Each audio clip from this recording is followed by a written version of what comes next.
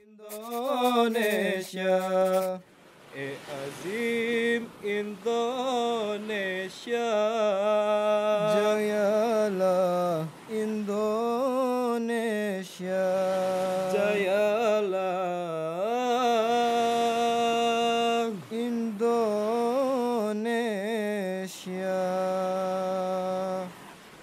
1931 Masehi, Abu Bakar Ayub telah kembali dari Kadian menuju kampung halamannya. Setelah beliau tinggalkan sejak akhir tahun 1922, beliau langsung terjun dalam kegiatan pertabligan agar tidak terjadi kekosongan. Abu Bakar Ayub termasuk sebagai mubalik angkatan pertama, kendati cukup banyak tantangan, namun semangat dan tekadnya tinggi untuk bertablik demi tersampaikannya amanah dari Hazrat Masih Maud alaihissalam. Jadi beliau 3 bersaudara. Setelah beliau pulang, adik yang kedua Muhammad Ayub itu juga pergi ke Dian dan pulang ya. Beliau tidak sampai tamat ini, beliau pulang. Nah, sekarang bagaimana yang ketiga yang bungsu ini? Yang bungsu ini di kampung itu dinamakan bunga kampung. Kenapa? Memang di antara bertiga itu yang rupanya paling cakap itu beliau. Yang kedua juga begini. Nenek itu saya kata nenek berada ya. Nenek sekali setahun itu suka bagi beras murah kepada ini. Tapi ada orang kampung yang tidak pantas ikut membeli. Itu membeli juga. Oleh nenek enggak dikasih. Dia mengadu sama yang bungsu ini. Ya. Dapat ya, udah. Nah, yang bungsu ini rupanya sudah bergora hati juga untuk kekadian. Ya. Dia bilang sama ibu, enggak boleh. Sama ibu enggak boleh. Lalu terakhir rupanya sudah enggak tahan. Ada namanya itu ya, baki. Kalau ada pertemuan keluarga, ada baki itu makan keluarga ya, bersama. Itu diambilnya dicincang. Lalu kasihkan ke ibu, ke nenek ya. Lalu nenek nangis. Kenapa kamu begini? Nenek bilang, om itu bilang, paman bilang, ibu, yang dua ibu izinkan pergi. Kenapa ibu udah izinkan saya? Jadi ini nggak ada guna lagi. Rupanya nenek nangis. Betul kamu ingin ke sana. Kata-katanya, kok masih nanya juga? Jadi ingin, Bu, ya. Ya kalau begitu, pergilah. Boleh pergi kan? Nah, saya waktu itu bapak di Medan. Saya lahir di Medan. Bapak di Medan, saya masih kecil. Beliau akan berangkat melalui Medan itu dikatakan, saya sempat buang air di baju beliau. Saya didikok, beliau gendong. Ya. Berangkatlah beliau ke sana, ke Kadian. Kemudian udah 2 tahun di sana, beliau makan banyak musim mangga ya. Rupanya kena tifus dan akhirnya beliau meninggal. Nah ini yang perlu ceritakan. Waktu itu Bapak sudah di Padang lagi. Bapak di Padang, satu saat menerima telegram dari Kadian mengatakan bahwa adiknya sakit.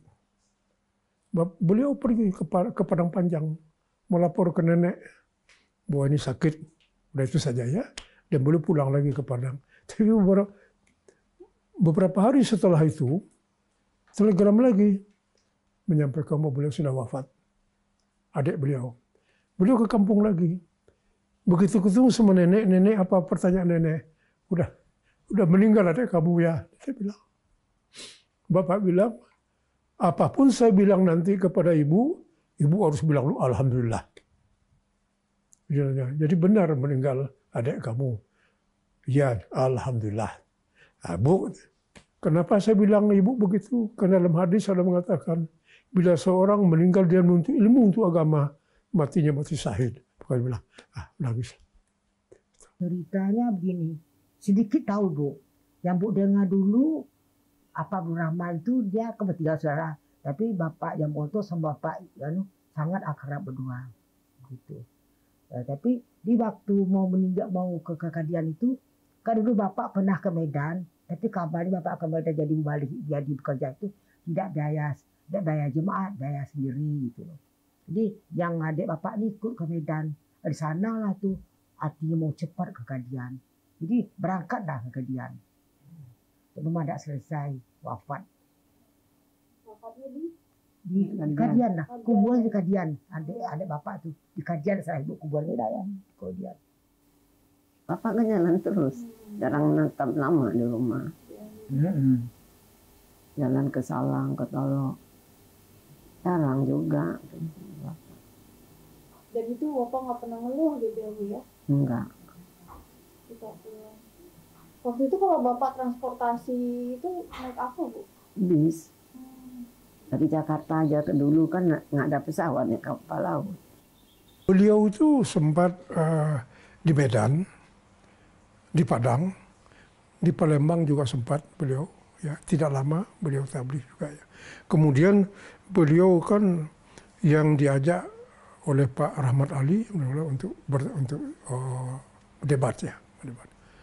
Pada zaman pemerintahan Belanda tahun 1942 hingga 1950 Masehi, beliau hidup di kampung, tepatnya di Paninjauan, kota Padang Panjang. Di sana Abu Bakar Ayub disegani banyak orang, bahkan dari masyarakat sekitar, dikarenakan perilakunya yang berwibawa dan berbudi luhur. Abu Bakar Ayub merupakan sosok yang pandai berpidato dan melakukan diskusi. Salah satunya sebuah peristiwa penting terjadi pada zaman penjajahan Belanda. Sebelum Perang Dunia Kedua, di mana Abu Bakar Ayub ikut andil dalam sebuah perdebatan penting antara Ahmadiyah dan Persatuan Islam di gedung Jalan Naripan, Kota Bandung. Itu ada bukunya loh itu. Ada bukunya itu ya. Kalau secara garis singkat, jadi yang namanya Hasan Bandung ya. Hasan Bandung itu persis itu ya. Itu yang paling hebat perlawanannya kepada jemaat. Sehingga kemudian dalam perdebatan ya dengan Pak Rahmat Ali yang dibantu oleh Pak. Dengan Bapak itu materinya kalau saya nggak salah itu tentang ada tidaknya Nabi lagi setelah Rasulullah SAW. Kalau saya nggak salah. Saya ada buku tapi udah lupa itu ya. Jadi kalau kita lihat itu enggak berkutik Hasan Bandung itu. Malah ada Bapak dalam kata-kata Bapak begini dulu, Bapak. Dari tadi saya sudah mengemukakan sekian banyak ayat Al-Quran, tapi beliau itu satu ayat pun tidak mengeluarkan. Nah, itu ada kata-kata beliau di sana itu ya. Jadi begitu juga beliau pernah dulu satu kali ada wartawan asing ke Indonesia ya. Itu tahun saya lupa, tahun 50 berapa ya. Bapak udah kembali itu ya. Lalu di sini dia tinggal di satu hotel yang setiap pagi itu terganggu oleh orang mengaji. Karena kerasnya suaranya. Dan orang itu begitu pergi dia tulis surat kabar katanya mengganggu sekali ya. Lalu ada yang membuat tulisan itu katanya orang tidak sopan. Sudah mau berangkat baru menulis, coba sini saya lawan. Bapak menulis. Nah, ini mengenai keberatan orang itu kita seharusnya dengan hati-hati. Berukul-kan hadis ini itu ya. Ada hadis juga yang saya ingat itu. Kalaupun kita di masjid sekalipun, ke mengaji, kepada orang kebetulan tidur, tidak boleh sampai mengganggu orang itu ya. Jadi beliau di sana itu mengemukakan dalil-dalil ya. Orang itu nggak salah itu. Kita yang salah. Beliau pernah menjadi penceramah di Gedung Wanita Bogor di Jalan Merdeka yang sekarang sudah tidak ada lagi. Sekarang kalau tidak salah bentuk jalannya sudah menjadi toko. Nah di situ banyak orang-orang anti jemaat yang hadir. Tapi beliau dengan begitu indahnya menceritakan tentang keagungan Rasulullah SAW dan kebenaran Hazrat Masih Maud alaihissalam. Sehingga pada saat itu seluruh kiai-kiai yang hadir, bahkan tidak terkecuali paman saya sendiri yang sangat anti dengan jemaat, tidak bisa berkata apa-apa, kecuali mengiyahkan apa yang disampaikan oleh Maulana Abu Bakar Ayub. Kepandaian seorang Abu Bakar Ayub dalam berbahasa. Beliau pernah menjadi seorang penyiar RRI Bukit Tinggi dalam bahasa Urdu untuk perjuangan 1948. Dan terjadi sebuah tragedi saat itu, di mana beliau pernah ditahan selama 3 hari oleh Belanda karena dituduh sebagai pejabat Republik Indonesia. Tidak terhindari, beliau pun mengalami penyiksaan yang dilakukan oleh mata-mata Belanda. Jadi pada waktu kelas kedua, ya, Padang Panjang itu diserang Belanda, Bukit Tinggi juga diserang. Ya. Nah, dalam penyerangan Bukit Tinggi itu ada satu adik dari kakak dari istrinya Pak Lius Mala, satu Bahtiar namanya, ya. Itu dia mubrik itu, sedang ditugaskan rombongan ke Bukit Tinggi untuk mengawal trafo, ya. Tapi di tengah jalan itu mobilnya kena roket. Nah, beliau ini belum sempat ini udah berhenti melompat ke kali, ya. Tapi sayang ada kabel listrik kena ke kali, jadi meninggalnya kena itu. Nah, itu pertama meninggal korban, ya. Kemudian menyerang Padang Panjang. Waktu serangan pertama tidak apa-apa, tapi kemudian setelah mereka masuk Padang Panjang, Belanda ini mulai masuk ke kampung-kampung, ya.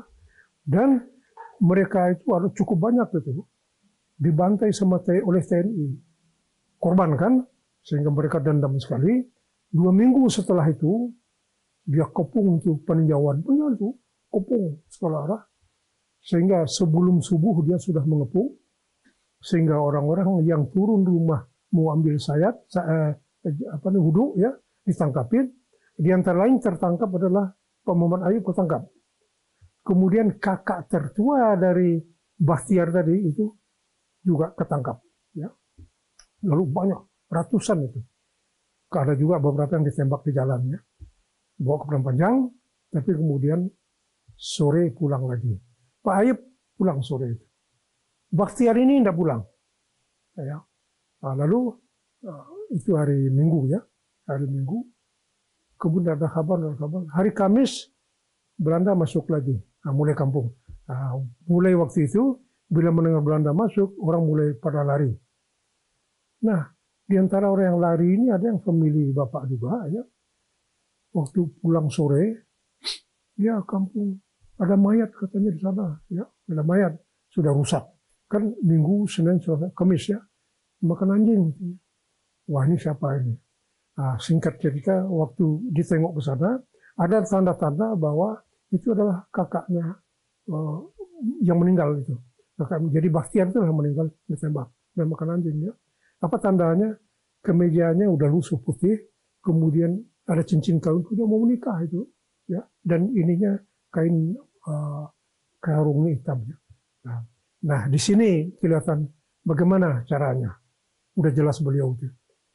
Saya pergi ke sana, barangkali jarak lebih 10 meter lah, nggak kuat. Sore itu malam saya nggak kuat makan. Orang kampung juga nggak ada yang berani. Bapak setelah dibawa tikar, dibawa tangga itu, Bapak dengan tangan telanjang, beliau pindahkan sisa mayat itu pelan-pelan ke tikar, digulung, ya, dan kemudian diikat, dibawa ke atas tangga, baru dikuburkan. Tapi Bapak selesai itu maghrib itu, cuci tangan pakai tanah, pakai sabun, beliau bisa makan. Nah, itu. Bola itu sudah rutin itu, ya. Tidak lama setelah itu masuk lagi Belanda. Nah, ini datang sekarang cukup banyak. Dan pimpinnya orang Ambon. Kita lagi kerja di kebun sama Bapak waktu itu. Pak Ayub lagi-lagi sembunyi di bawah rumah, udah keluar. Dan dari jauh kelihatan pedangnya gini ke Bapak. Saya udah doa, Bapak pergi. Dan Bapak pergi itu tidak pulang lagi. Langsung dibawa ke Padang Panjang. Bukan beliau saja, ya. Pak Ayub juga ada lain-lain lagi dibawa ke Padang Panjang. Lalu kedengaran satu kali itu. Saya lari ke arah itu. Ketemu ada orang, saya tanya, iya tadi menembak siapa? Nggak tahu katanya. Saya lihat, tapi tidak ada bekas. Saya pulang lagi. Rupanya tidak, bapak itu barangkali nakut-nakuti saja. Pulang beliau ke Padang Panjang, ditahan di sana, di penjara ya. Nah, jadi beliau ini yang memberatkan oleh mata-mata orang kita itu dikatakan beliau ini bukan orang sembarang, dia itu tokoh di pemerintahan ya. Lalu kan diselidiki, bapak bilang saya kiai, di rumah saya ini bapak punya warung kopi ya itu ya. Itu juga. Nah, di antara yang ditangkap itu ada orang matanya satu.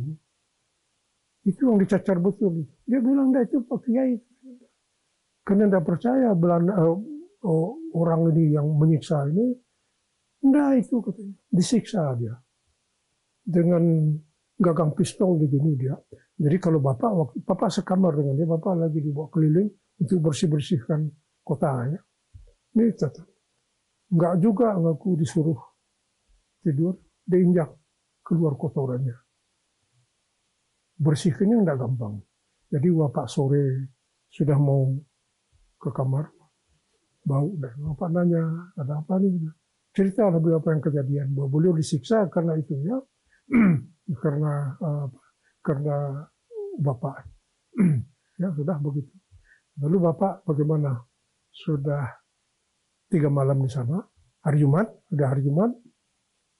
beliau ingat hadis bahwa bila berdoa hari Jumat itu tepat waktunya, insya Allah dikabulkan.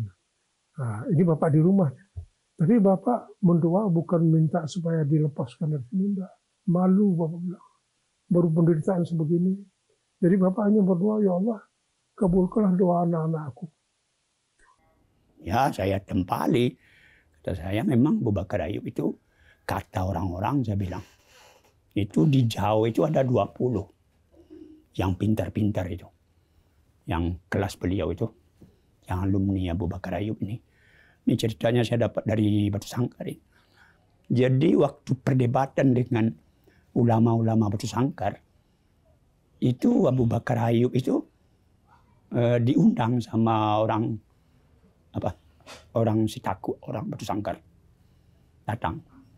Jadi sore-sore datang. Abu Bakar Ayub itu dari Padang Panjang ke Batu Sangkar.